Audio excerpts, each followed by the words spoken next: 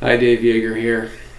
January E-zine with a quick little tip on string bending and how to do it, how to read it from guitar tabs if you're not sure what to do and you're just kind of bending the string, not really knowing what you're going for. Let's check it out. Okay, so let's take the good old standby of A minor pentatonic, which I'm sure you know. And another thing, the difference between this minor pentatonic scale and the blues scale, it's right here. Between the 5th fret on string 5 and the 7th fret on string 5, you play fret 6. And this is a flat 5 in terms of theory.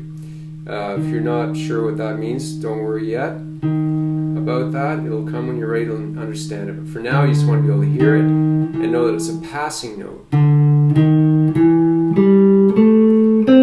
here it is again, 1 octave higher on fret 8 of string 3. And again, these blue notes are used as passing notes. You don't sit on them when you're playing. You don't just...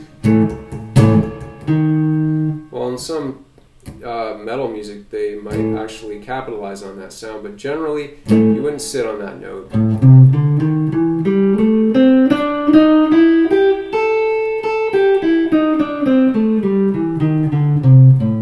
And that's the blues scale and the minor pentatonic scale. 2 octaves without the blue note. Now, the reason I was talking about that was because a lot of people, when they bend, when they're starting out, you may not be certain about where you're bending to, okay? A common bend here in the pentatonic scale or blues scale is taking the 3rd string, your 3rd finger on fret 7, and you're going to bend that note. Don't worry about the vibrato. Eventually you can add a shake. I'm shaking it. But the main thing is that you want to hit that note, which is the 5th fret of string 2. La, la. Or also, the same note occurs right here, fret 9 of string 3. So you want to, that's the same note. So you can check it either way. And if you see that on any guitar tab anywhere, that'll usually be notated as full, an arrow pointing upwards saying full, okay? So it's 2 frets higher. So you want to practice getting your bends to be in tune, because they're usually going to be going to some other note in the scale. You can also sometimes, players will go to a blue note, the blue note, which is only 1 fret higher. That's, I'm bringing it up and down.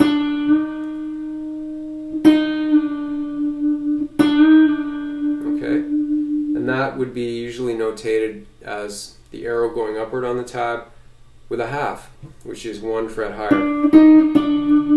And you can do bends.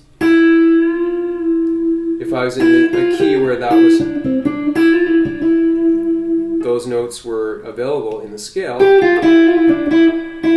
I could bend this note to that one. Or I could bend this note, because that's the next note in the scale, this note up to there.